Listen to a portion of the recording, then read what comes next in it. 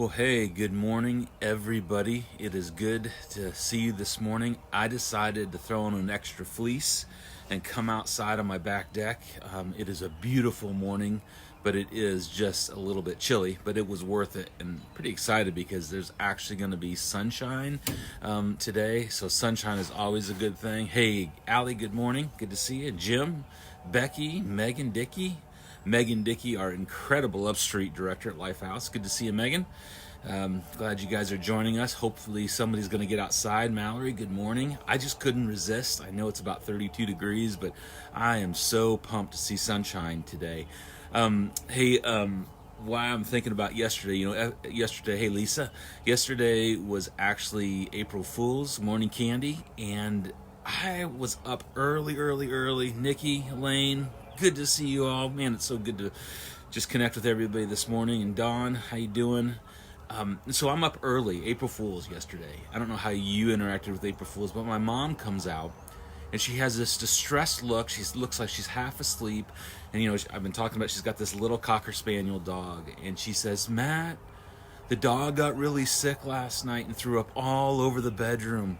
What do I do and what do I use to clean it up? And I'm just like, you have got to be kidding me. It's 6 o'clock in the morning and I get up and I'm thinking, I do not even want to wade into this mess. We're halfway down the hall and she turns around and she smiles as April Fool's. So my mom just completely busted my chops yesterday morning.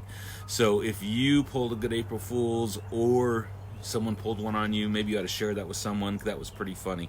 Anyway, so today is not April Fool's. We're back to normal life and normal things. So we've been doing this every morning for the last, 16, 17 days. And if you're jumping on for the first time, the goal of this is for us to spend a little bit of time praying and thinking about God, which if you were around last night for a night of worship, wasn't that an incredible thing? So thanks to Ben and Ryan and Amy and whoever else was a part of that. I really thoroughly enjoyed that. And don't forget, Sunday's coming, so 10 o'clock on two platforms, lifehousepeople.com and Facebook. We're going to be premiering and showing our services, so that's a really good thing. But this morning, we just want to connect with God.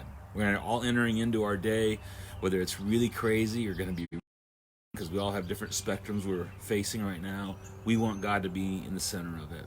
And we're still thinking about the thing we talked about from Sunday, Jesus making the blind man see. I just wanted to take a minute and think about the fact that Jesus used a little bit of dirt, and the gross part is a little bit of spit, and he created mud. And I thought about this idea of God using ordinary things. I mean, who would have thought the Son of God, the Savior of the world, would use spit, dirt, and ultimately mud to illustrate a man regaining his sight? And I thought about the ordinary things in our life. Like last night, we got 6 people in our house and we ran out of ice. And I thought, I just take ice for granted because it's ordinary. But when you don't have it, you miss it. And then I kind of thought this morning, I'm a little bit ordinary. I mean, I'm just a guy in Van Wert, Ohio, leading a church, and you're a person in our community or in our world just trying to make it through day by day. But what if God really wanted to use you, an ordinary person today, to change your part of the world? What if God wanted to use us ordinary people like he has for 2,000 years to do something marvelous in this really hard time? And I thought, what could we do? What could we be a part of that would just be a part of someone's life and life change? So for you, it might be picking up the phone and just calling someone. I know it's hard to interact with people face to face, but a phone call to someone, letting someone know you're praying for them, sending out a text or doing a group chat or a Zoom call. And I just think about the fact that those small things make all the difference. But for you and for me, it gives us purpose. And we have got to have more purpose than just surviving today. We got to have a purpose of loving people, helping people, thinking about people. Because when we have purpose, we have life. And God created you for a purpose, on purpose. So I hope somehow you can find purpose today in whatever you're doing, even if you feel a little ordinary. God can use you. Hey, and maybe the best thing you could do would just be to reach out to someone and let someone know, hey, we're having church on Sunday. We'd love for you to join us online. Because a little bit of spit and a little bit of mud can change someone's life. The ordinary things. I want to read a psalm to you before we jump into our prayer this morning, and it's from Psalm 25:1. You can read it later if you'd like. But the psalmist says, "In you, Lord, my God, I put my trust. I trust in you. Do not let me be put to shame." In other words, Lord, don't let me think I'm less than, or not useful, or not purposeful, or buried in my sin. Nor let my enemies triumph over me. No one who hopes in you will ever be put to shame, but shame will come on those who are treacherous without cause. And I love this part. The psalmist says, "Show me your ways, Lord."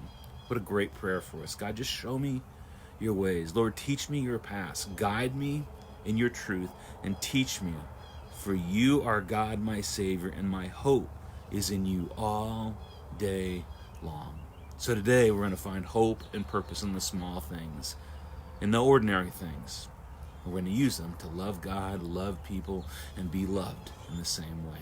So we're about ready to let a little anxiety or nervousness or, man, it's just crazy. Here's what I want you to do.